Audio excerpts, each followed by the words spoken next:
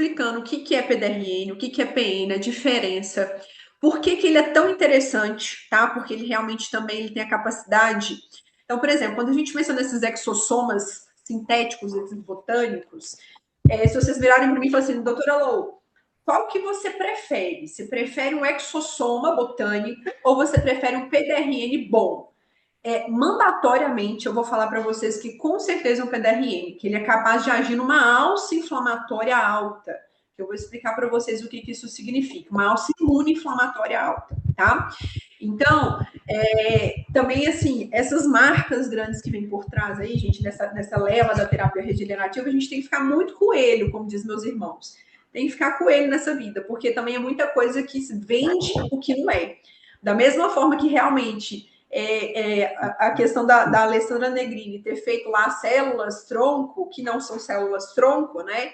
Chama atenção para muita coisa que a gente tem hoje no mercado, que na verdade não tem esse potencial tão maravilhoso quanto a gente acredita que seja, né? Então, primeiramente, por que talvez a Kedma teve essa hipersensibilidade nos pacientes dela? Porque a maioria dos PDRNs que a gente tem no Brasil, gente, o nível de pureza é Esse foi 5%. PN, Lou. PN, ah tá. Foi uma de Mas PN da Lecutanê.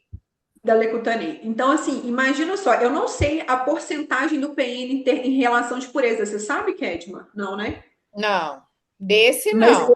Jurando eu é falo assim, altíssimo, né? não, é 50%. É da mesma forma da permatology, 50% de pureza. Então, o que significa isso? Que na hora que você vai pegar as ovas de salmão, extrair aquele DNA, que são os polirribonucleotídeos, né, desoxirribonucleotídeos, de forma laboratorial e processar para obter um produto purificado, ainda vem fragmentos exógenos naquela composição. E é graças a esses componentes exógenos, né, não selfies, que em contato com o indivíduo ele vai ter essa hipersensibilidade. Então, quando a gente pensa nessas substâncias exógenas não autólogas, a primeira coisa que a gente tem que ver é biocompatibilidade e pureza na técnica laboratorial dispensada para produzir aquele produto. Então, por exemplo, eu tenho aqui na clínica o PDRN da Evo. Tem caixas e caixas aqui da Evo. Não é lá o melhor, mas aí também eu posso ficar injetando em todos os meus pacientes? Aí fica aquela questão, a gente sabe que o grau de pureza é muito baixo. Então, realmente tem chance de ter uma hipersensibilidade? Claro que eu posso ter. Então, desde que foi por isso, né, que a Anvisa, né, ele entrou no Brasil como um cosmético. Então, sendo cosmético, só pode ser passado de maneira tópica na cara do paciente, não pode ser injetado. Mas eu falo para vocês que todas as vezes que eu tive possibilidades de injetar é maravilhoso. Mas não significa que a gente possa fazer. Agora, o que eu tenho feito, tá? Eu tenho comprado esse da Dermatology, que tem um nível de pureza de 50%. Não divulgo nas redes sociais, tá, gente? Isso é uma coisa em off. Como ele é utilizado na Coreia tem mais de 30, acho que é 35 anos ou 36 anos, se não me engano. Então, na Coreia, ele é feito injetável, topicamente, etc. Pelo nível de pureza, me daria a salvaguarda de aplicar, mas, claro, entre quatro paredes para pacientes íntimos, próximos, etc. Não dá para você vender em grande escala, divulgar nas redes sociais, etc. Mas isso eu falo para vocês, quando aplica um PDRN, um PN, por exemplo, PN, claro, uma molécula muito maior que eu vou explicar para vocês, a gente acaba fazendo, por exemplo, na pálpebra, que eu tenho muito craquelado, minha genética de pálpebra é péssima. Nunca animei fazer um peeling profundão na pálpebra, mas logo devo programar de fazer um peeling profundo na pálpebra. Mas um PN, por exemplo, a gente faz 3 pontos na pálpebra, já é suficiente para tratar essa pálpebra, enquanto que o PDRN a gente vai ter que realmente aplicar umas 2 camadinhas aqui, lineares, né? Ou em pápulazinhas retrógradas aqui. Então, vocês verem que também tem essa diferença, tá? Como Ô, então, Lô, pelo que eu onde entendi, você viu sim. esse do Rejuram? Porque aqui eu vi altíssima pureza. Você conseguiu Ah, minha esse. filha, eu conversei com o fabricante. Ah, tá. Porque eu, Direto então, na outro fonte. golpe que lá vem, tá? Outro Só para golpe. não Mas aí tomar eu te. ferro de novo, que o meu foi muita adrenalina. Pare. O Rejuran da Permatola. Eu sei que o da Permatola é o mais alto grau de pureza. Mas, por exemplo, nos Estados Unidos não é aprovado pela FDA. Aham. E aí só o Rejuran que entrou no mercado recente. Você tem ideia? Entrou em dezembro do ano passado. Então você vê que o buraco é mais embaixo. Então o que nós vamos discutir hoje? PDRN, PN, que são essas terapias regenerativas avançadas, claro, não selfies, né, não autólogas, mas que a gente tem, assim, cada vez mais crescido no mercado, que inclusive, gente, eu acho que está, assim, deixando de lado. E eu acho que as pessoas estão entrando muito nessa questão do sensacionalismo dessas grandes empresas e não dando valor real de uma molécula tão nobre quanto o PDRN e o PN, tá? Não sei se você compartilha dessa mesma ideia do que eu, tá, Kedma? Mas, por exemplo, se você compara o PDRN e o exossoma, olha o que a gente vende de exossoma hoje, né, pelas Toscane da vida, pelas essas grandes empresas aí, Suprema. E aí a gente pensa assim, nossa, mas não muda a epigenética assim, né? Será que não é só favorece um microambiente favorável? Será que não é legal essa questão do exossomas vinculados a uma outra tecnologia? Mas assim, o PDRN e o PN por si só já tem um potencial gigantesco terapêutico. Então fica aí essa questão para a gente realmente discutir e refletir. Bom, PDRN e PN, gente, os nomes, ele já me diz o que significa, tá? O PDRN são polidesoxirribonucleotídeos, então são pequenos fragmentos de DNAs extraídos das ovas de salmão, que é do esperma de salmão, tá? E o PN é polinucleotídeo. Então, quando eu penso em pequenos fragmentos e eu penso no polinucleotídeo, o que tem a ver aí é tamanho mesmo da molécula. Vocês terem ideia, elas agem no mesmo receptor celular de membrana e têm a mesma função citoplasmática intracelular, mas são simplesmente tamanhos, assim, o dobro de tamanho em relação uma à outra, tá? E aí, então, o que tem a ver isso? É uma biotecnologia aplicada à regeneração tecidual, tanto que realmente foi descrito inicialmente o PDRN para questões de cicatrização de pele. Tem a ver com a modulação celular e molecular da matriz extracelular, principalmente nos constitutivos da MEC, tá? Que é da matriz extracelular pronta, naquela substância fundamental amorfa da matriz. Tem correlação de aplicações diversas, tá? Então, ela é multiterapêutica, então, por isso que a gente aplica ela em diversas áreas da medicina moderna, não apenas na dermatologia, e não apenas também na medicina regenerativa e na tricologia, tá? Tricologia a gente tem aplicado muito também, mas a gente também pensa principalmente nessa questão combinada na cirurgia plástica para lesões cutâneas, tá? A estrutura molecular, né? O polidesoxirribonucleotídeo, que são fragmentos de DNAs, tá? Eles vão ter um tamanho bem pequenininho, então ele é da ordem de 50.500 kilodaltons, tá, gente? O kilodalton, gente, é uma medida de proteína, né? Que são de pares de bases, né? E aí, então, tem um tamanhozinho de 50.500. O PN, que é o polinucleotídeo, que é uma molécula muito maior, então vamos pensar aí que ela é praticamente o dobro do tamanho, a 2 a 3 vezes maior de tamanho. Ela já tem, então, de 1.500 a 3.000 kilodaltons. Então, realmente é uma molécula gigante em relação ao PDRN. Então, vocês podem me perguntar, só pelo tamanho alostérico dessa molécula, o PN ele já tem um potencial muito maior e muito superior ao PDRN, tá? De cara eu já falo isso para vocês, mas também é uma molécula mais cara. A origem, então, gente, são DNAs de salmão altamente purificados. Isso aí a gente questiona, né, cientificamente o que é altamente purificado. Porque em terra sem lei, gente, em terra de país subdesenvolvido, você pensar que algo é purificado, a gente tem que confiar muito no laboratório que produz essas moléculas. E aí que tá, Lorena, pelo menos, eu sempre falo com meus pacientes, eu prefiro gastar dinheiro nos produtos e ter os melhores produtos no mercado, no meu consultório, do que realmente entregar gato por lebre para o meu paciente. Então, um PDRN bom, para vocês terem ideia, ele vai ser caro, gente. Um PN bom, ele vai ser caro, tá? Igual eu falei para vocês, eu tava com uma leva de PDRN da Evo, assim, a gente tá aqui em sala, né? A gente tem intimidade para isso. Não é bom, gente. Não é bom. Gastei dinheiro, né, para vocês terem ideia, tá até perdendo a validade, que eu não tenho vendido essa questão desses PDRNs, exatamente por realmente não ver aquele resultado maravilhoso quando você vê uma molécula que realmente funciona e que é boa em detrimento a tantas outras aí no mercado. E aí, quando a gente pensa nesse salmão, gente, eu vou até parar de compartilhar aqui, que eu gosto de olhar a cara, porque é muito ruim. Cadê vocês? E aí, gente, quando a gente pensa nessa questão do salmão, o que chama atenção é o seguinte: outra coisa, além de ser uma técnica laboratorial dispensada para a produção dessa molécula, da onde vem esse salmão? Porque não é salmão de cativeiro que é o interessante. Geralmente é salmão lá da terra do meu digníssimo, meu sócio aí, que está em online, na Noruega, lá nos fiordes noruegueses, que é o salmão mais purificado, que ele pega aquele degelo das geleiras lá, nórdicas, não tem radiação, então ele não tem contato com a radiação ultravioleta, que é um dos que mais causam danos genéticos, principalmente mitocondriais nas células. Então, não é qualquer salmão. Por isso que um bom PDRN e um bom PN, ele tem que ser extraído de salmões jovens, que não tem, geralmente de ambientes frios, por isso que são de norte, né, do mundo, assim, ambientes frios, geralmente inóspitos, que não tem a radiação ultravioleta ali escancarada em cima daqueles salmões. Então, é claro, para você ter esse tipo de animal para extrair as ovas deles, não é qualquer PN, não é qualquer PDRN que vai me dar aquela qualidade daquela molécula, tá? Então, são salmões, e são salmões literalmente. E aí, gente, ela tem uma alta afinidade com vários receptores humanos, mas o que chama atenção é o receptor específico para elas, que a gente chama que é um receptor A2A, que é o receptor de adenosina na célula. Vocês vão entender o porquê que esse receptor é interessante. Mas primeiro, deixa eu ampliar aqui para não ficar feio.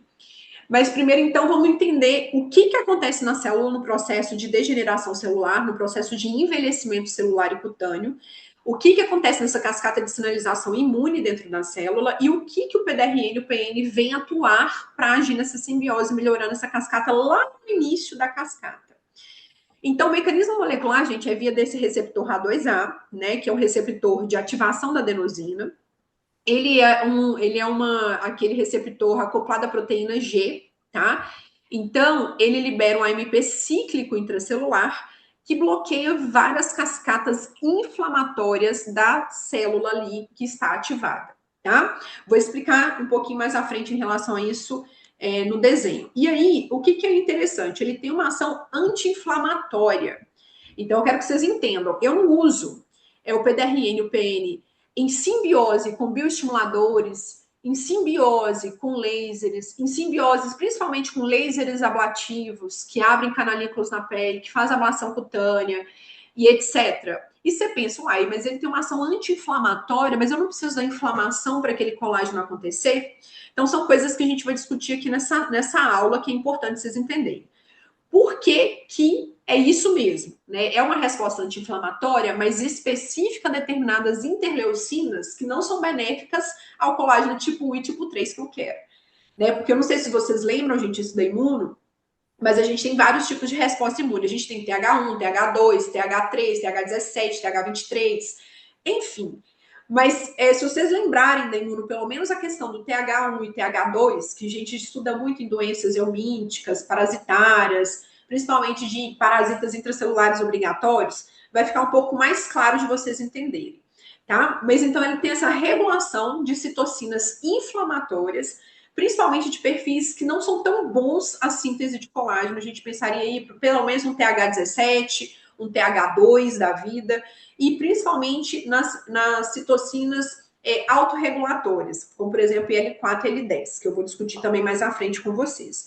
E estimula também fatores, né, de crescimentos celulares, vasogênico, né? Então, ele estimula uma angiogênese. Daí a aplicabilidade dele na tricologia, tá? Porque geralmente quando a gente aplica um PDRN, um PN, a gente aplica no intuito de também estimular vasogênese para áreas que a gente tem pouca nutrição sanguínea nos folículos pilosos. Então a gente faz essa vasodilatação e a gente estimula essa angiogênese naquele local que a gente aplica o PDRN e o PN, tá? Vamos lá, nosso desenho ficou péssimo, né? Mas vocês tá dando para ver aí ou tá muito ruim? Tá dando para ver. Tá dando para ver, mais ou menos, né? Porque tá meio borrocadinho. Mas o que eu quis demonstrar aqui para vocês nessa figura? Foi uma figurinha que eu tirei do Google mesmo, tá, gente? Não foi nem de nenhum artigo, porque eu não tive muito tempo para fazer a aula, mas eu falei assim, não, vou falar o que é importante para os meninos, ainda mais que já seria uma segunda aula mesmo do nosso encontro de hoje.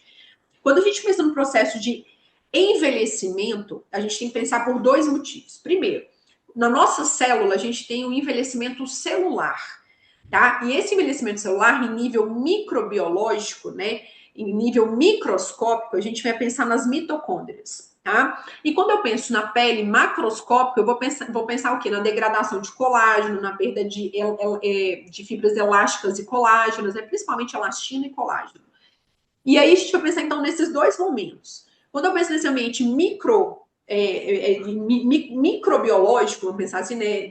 Bem micro, celularmente falando, o dano acontece na mitocôndria. Quanto mais eu estou vivendo, quanto mais velho eu fico, mais dano celular oxidativo eu tenho nas minhas mitocôndrias. Por isso que vem a febre dos peptídeos, que a gente quer usar o NAD, que a gente quer usar... vocês estão rindo aí, mas é verdade. Né? Que a gente quer o quê? Retornar o quê? A saúde energética da minha mitocôndria, que está em constante agressão metabólica, né? Na tentativa de sempre produzir energia para o nosso corpo, que não para, né? Então, um maquinario refinado que precisa de energia para sobrevivência e subsistência, e essa energia, aquele estresse metabólico oxidativo, sem contar alimentação péssima, leaky gut acontecendo para tudo quanto é lado, envelhecimento neurodegenerativo. Então, é tudo uma simbiose negativa para a célula e para o micro-organismo. E aí, quando eu penso nessa mitocôndria extremamente oxidada, a gente vai pensar, então, na produção dos zeros, né? Que são as espécies reativas de oxigênio. E a gente vê isso, gente, na imunologia básica, totalmente na base mesmo da imunologia. E aí, o que acontece com essas espécies reativas de oxigênio? Eles deflagram, gente. Vocês conseguem ver meu monitor, meu mousepad aqui? Consegue, né? Sim. E aí, o que essas espécies reativas de oxigênio, então, elas fazem no nosso corpo? Elas fazem produzir citocinas e marcadores celulares intracelulares obrigatórios que levam a gente numa cascata inflamatória crônica. Principalmente o quê? Meu mouse sumiu. O NF-kappa-beta e o AMAP-quinase. NF-kappa-beta e MAP-quinase, gente, são esses marcadores regulatórios intracelulares, né? Então, são marcadores intranúcleos, que são importantes porque ele leva a informação genética para a sua célula produzir citocinas importantes na ativação da cascata celular, principalmente interleucinas do tipo TH2, então a gente vai pensar em IL-10, IL-4, GM-CSF menos, mas a gente vai pensar em TNF-alfa, ciclooxigenase, todas citocinas inflamatórias que levam numa degringolação do meu sistema imune, tá? Ou seja, que piora o envelhecimento, que piora toda a fadiga metabólica celular. Da mesma forma, a MAP-quinase, ela também libera esses fatores, mas fatores mais centrais, de que sentido? Induzindo mais apoptose celular e mais inflamação crônica por fazer uma alça de retroalimentação positiva no NF-kappa-beta, tá? Deu para entender, gente, mais ou menos? Tá dando para pegar? Sim. Isso eu tô pensando no ambiente microcelular. Quando eu penso no macrocelular, aí a gente vai pensar naquele idoso, ou então numa pessoa jovem que pegou sol uma vida inteira e tá com a pele toda cagada, literalmente, cheia de elastose, cheia de melanose. Você já vê que já tem rugas, que já são fraturas na pele, que o dano solar, principalmente a radiação ultravioleta, fez o quê? Quebrou colágeno. Então, a gente já sabe que por causa desse estresse metabólico oxidativo, a gente já perde cerca de 1% a 1,5% de colágeno por ano. Imagina, então, uma pessoa que já se expõe a um nível maior de radiação UV, degrada ainda mais fibras colágenas e degrada ainda mais fibras de elastina. Então, gente, tudo isso acontece em todos nós. Se nós estamos vivendo, se nós estamos respirando, nós estamos envelhecendo. E detalhe, pensando no macro, a gente também está desidratando. Tá? Então, por isso que eu costumo sempre falar com meus alunos o seguinte: o processo de envelhecimento é um processo de desidratação e de oxidação metabólica. Então, por isso que a gente pensa assim, um bebê recém-nascido tá lá lindo, gente, cheio de colágeno, bombando, aquela pelezinha linda, maravilhosa. A composição corporal do bebê, quantos por cento de água, gente? Altíssimo, quase 80% da água do bebê. Enquanto que o idoso na fase adulta, por exemplo, vamos pensar nós todos aqui, a gente tem o quê? Mais ou menos uns 60%, né? Mais ou menos de água. O idoso, isso aí vai cair para uns 30, 40% de água. Ou seja, processo de morte, um senhorzinho no leito de morte para morrer, um desequilíbrio hidroeletrolítico gigantesco e completamente desidratado. E, além disso, esse estresse metabólico oxidativo, por isso que a gente tem que também pensar na saúde mitocondrial. Por mais que a gente não tenha estudos científicos que comprovam farmacocinética, farmacodinâmica, de tudo que acontece no micro, a gente é uma junção do micro para o macro, gente. Então, a gente não pode esquecer do que acontece lá na base primordial, estrutural do nosso corpo. Então, é isso que acontece. Radiação ultravioleta, respirar, envelhecer, viver, gastar energia. Eu estou oxidando e estou ativando duas vias intracelulares, que é do NF-kappa-beta e da MAP-quinase, induzindo várias interleucinas, principalmente do tipo TH2, ciclooxigenase, TGF-beta, TNF-alfa, apoptose e inflamação crônica. Então, é aquela miscelânea sempre ali, cronicamente se autoalimentando e piorando aquela situação. Daí vem o PDRN ou PN, que é uma molécula muito maior, ou PDRN, que são os fragmentos. O que eles fazem? Eles se ligam, gente, esse receptor aqui que no desenho tá azulzinho, que é o receptor A2A, da adenosina. E esse receptor, ele tem uma característica muito interessante, que quando o PDRN ou PN se liga nesse receptor, ele defraga aquela cascata de sinalização intracelular via MP cíclico, tá? E esse MP cíclico, gente, o que ele faz? Bloqueia a MAP-quinase e bloqueia NF-kappa-beta. Em resumo, inflamação negativa, ela para. Olha que interessante. Então, NF-kappa-beta e MAP-quinase para. A gente bloqueia, então, a inflamação no alto. Gente, tá voando gelo aqui. Bloqueia a inflamação no alto da cadeia. No alto da cadeia. Então, isso é muito legal. Isso, gente, é epigenética, que às vezes a gente fica, epigenética, epigenética. O que é epigenética? É você mudar o núcleo celular. É você, por algo externo, conseguir mudar a sinalização interna intracelular e isso repercutir no macro, tá? Então, o PDRN, o PN, tem a capacidade de vias intracelulares bloquear cascata de sinalização de inflamação crônica beneficamente. Então, faz uma imunomodulação. Deu para entender, gente? Deu. Deu? E aí, então, vamos lá para vocês entenderem, então, o que ela faz nesse microambiente lá. Esse desenho simplesmente está falando o que a gente estava discutindo aqui o tempo inteiro. Por quê? Porque ele vai fazer aumentar, via estimulação do receptor de adenosina, ele vai induzir mais a produção de L10, que é uma citocina típica da resposta TH2, tá? Essa L10 é uma citocina que ela é autorregulatória, então ela não deixa o organismo ficar muito inflamado, ela contrabalanceia o excesso de inflamação. Então, por exemplo, um paciente, sei lá, vamos pensar que tem um excesso de inflamação, sei lá, um paciente com infecção, um paciente com uma leishmaniose, um paciente com uma hanseníase, um paciente com psoríase, eles tendem a ter uma inflamação muito aumentada no corpo. E aí, quando eu aumento IL-10, que é essa citocina, que é imunorregulatória, ela diminui o excesso também de TH1. Ela mantém TH1, mas imunomodula para não ter tanto TH1 assim. E citocinas que são típicas TH2, que induzem o que mais piora na produção de colágeno, vamos pensar assim, porque o colágeno tipo 1 e tipo 3 ele é mais TH1 do que TH2, a gente pensaria então que ele diminui a produção dessas citocinas, que é L6, TNF-alfa, e esse aqui eu nem sei qual que é essa aqui, tá, gente? O HMGB1, não sei o que é essa citocina, mas TNF-alfa, TGF-beta e ciclooxigenase. Isso também ele reduz. Então, ou seja, diminui uma resposta que geralmente é uma resposta de linfócito T diferenciada, ela tende a se diferenciar. E aí, dependendo do microambiente favorável, ela vai se diferenciar em TH1, TH2, TH17, TH, etc.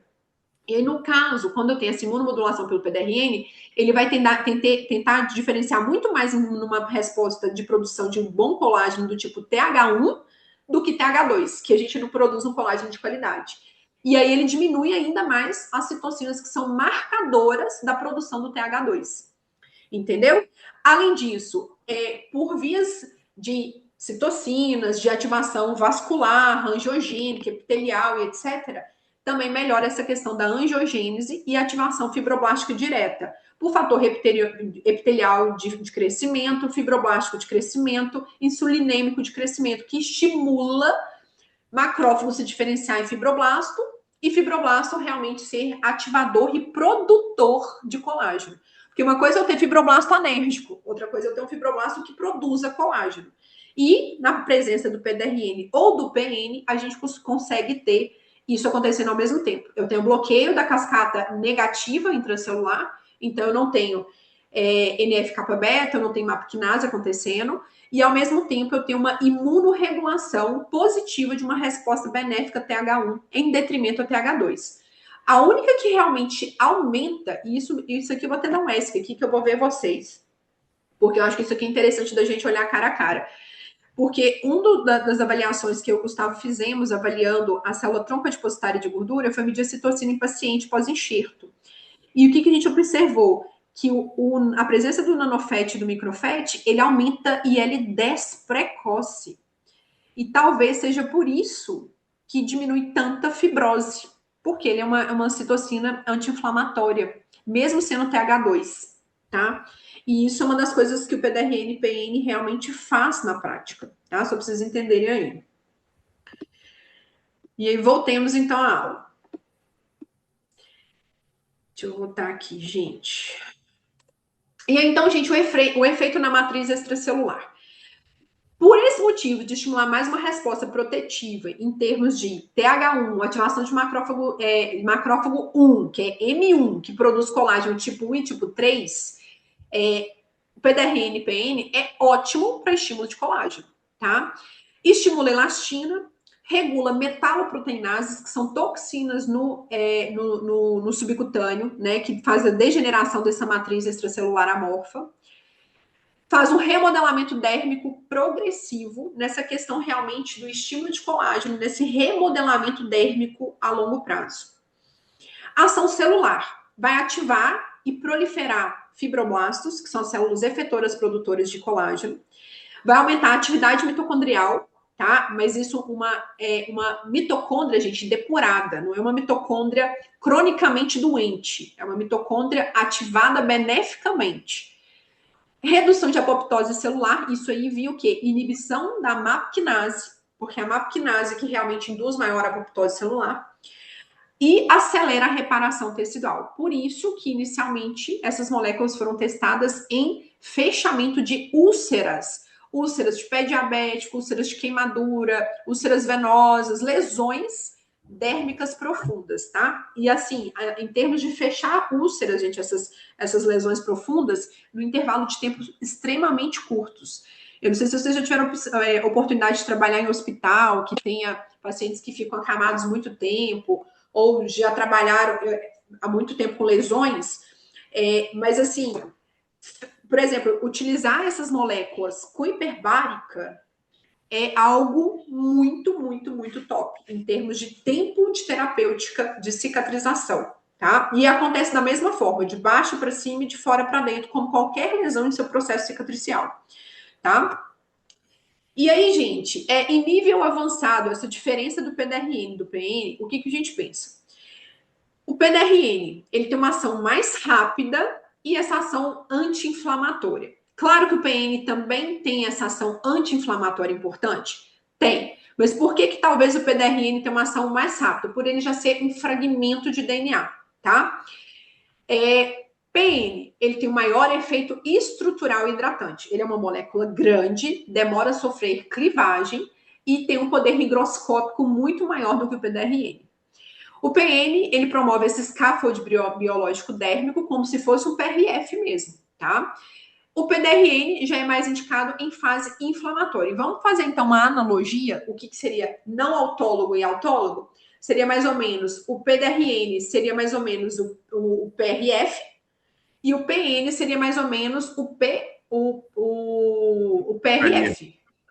Você trocou. Na verdade, eu falei o outro PRP. Gente, porque tá PDRN, PN, Então, o PDRN seria o PRP, isso, e o PN seria o PRF. Vocês entenderam?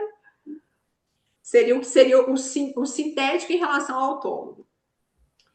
Indicações clínicas avançadas, fotoenvelhecimento severo, cicatrizes atróficas, qualquer tipo de cicatriz atrófica, gente, pode ser Ice Pix, Boxstar, Rolling, independente, hipertrófica também, claro, com CO2 combinado, né? Que a gente sabe que o CO2 padrão ouro, maravilhoso, combinado ainda potencializa resultado. Então, quando a gente combina tecnologias, a gente potencializa resultado da ordem de 4 vezes, 5 vezes mais. Pós-acne, tá? Alopecia androgenética, efluvitelógenos, outras alopécias, a gente já tem descrito isso na literatura. Regeneração pós qualquer tecnologia ablativa, entende-se aí ablativo, mecanicamente, termicamente e quimicamente, porque quando a gente pensa em peelings, que então gera uma necrose coagulativa química, a gente também pensaria numa regeneração em nível celular, combinado com essas tecnologias de PDRN e PN. E na dermatologia íntima regenerativa, que também a gente tem aplicado cada vez mais. Os protocolos, gente, são totalmente variáveis. Eu, por exemplo, para cabelo eu faço de uma forma, quando eu misturo com nanofete eu faço de outra forma, quando eu faço com CO2 é de uma outra forma. Então, cada profissional tem o seu traquejo, né, dessas terapias não autólogas, mas a gente pode pensar pelo menos 3 sessões iniciais, tá? Com intervalos de 15 a 30 dias entre elas. Eu não gosto de dar, quando eu estou usando PDRN, por exemplo, eu não gosto de dar intervalos muito longos. Eu prefiro dar intervalos menores. Quando é PN, pode fazer de 30 em 30 dias, não tem problema. A manutenção geralmente faz trimestral, então eu sigo com 3 sessões e faço, na verdade, semestral, porque o paciente não tem budget para ficar pagando a aplicação toda vez. Então, o que geralmente eu falo? Eu faço as 3 aplicações e peço depois para ele combinar uma reaplicação com o seu Botox. Tá? Então, ele consegue ter esse intercâmbio de aplicação e fazer com uma certa frequência, pelo menos 2 vezes ao ano, 3 vezes ao ano, pensando em 12 meses. E, claro, associação com microagulhamento e lasers fracionados ablativos, que você tem um canalículo da pele aberto. Mas fica essa questão, se a gente pensa na pureza, a gente sabe do benefício da aplicação, que na Coreia eles aplicam há anos em mesoterapia. Mas, infelizmente, a Anvisa não aprova o uso, mas talvez porque a grande maioria dos PDRNs e PNs que a gente tem no mercado não tem um grau de pureza tão elevado. Igual eu falei para vocês, o PDRN comum para a gente aqui no Brasil, o nível de pureza vai variar de 5% a 8%. Enquanto, por exemplo, esses importados da Coreia de longa data de uso, por exemplo, esse da Permatology, o Rejuran, é em torno ali de 50% a pureza. Ou seja, são PDRNs e PNs muito, muito puros, tá? Muito puro não, né, gente? Porque se a gente pensar em pureza, 99,9%.